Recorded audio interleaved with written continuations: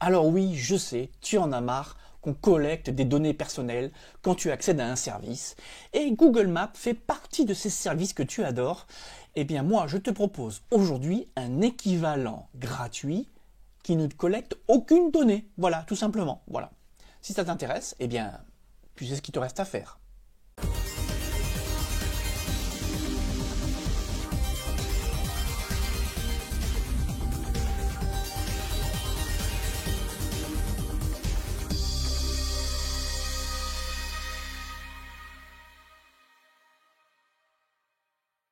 Bonjour à toutes et à tous, bienvenue dans un nouveau numéro de votre chaîne SOS PC.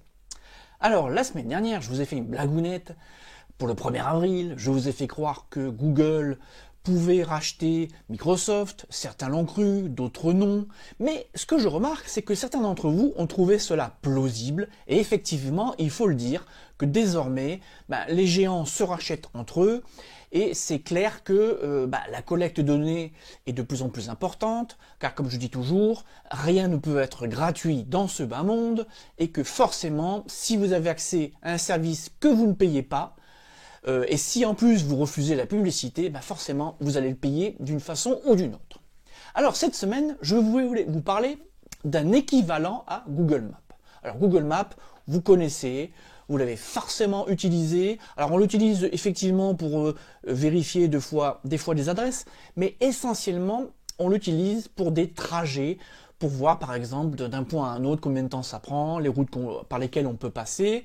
Et donc Google Maps est un service extraordinaire, il faut dire quand même ce qui est, très précis, avec des données cartographiques très pointues, mais c'est Google qui est derrière, donc vous vous doutez bien qu'il y a un maximum de collecte de données.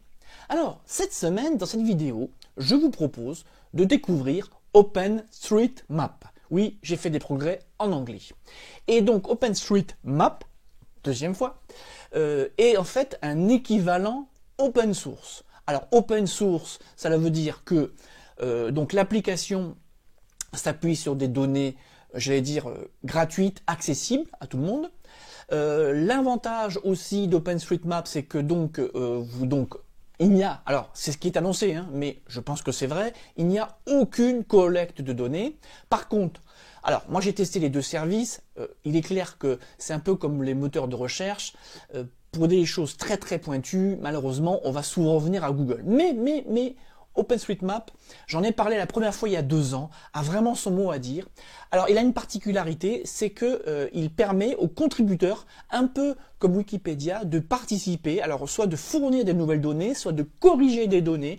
Vous pouvez vous enregistrer, créer un compte et apporter votre contribution. Alors attention, je précise que si jamais vous décidiez de participer à l'aventure, c'est quelque chose de très pointu, très rigoureux, la cartographie, et ça vous demandera beaucoup de temps, ce sera quelque chose de très très chronophage, mais si vous êtes passionné, et si vous avez envie d'apporter votre pierre à l'édifice, il ne faut vraiment pas hésiter.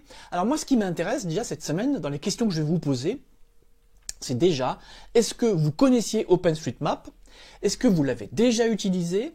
Est-ce que vous avez comparé les deux services, donc avec Google Maps? Est-ce que vous étiez chez OpenStreetMap, vous êtes revenu chez Google Maps et inversement? Moi, ça m'intéresse vraiment vos retours d'expérience. Alors, je vais être complètement honnête, je continue à utiliser essentiellement Google Maps, je l'avoue.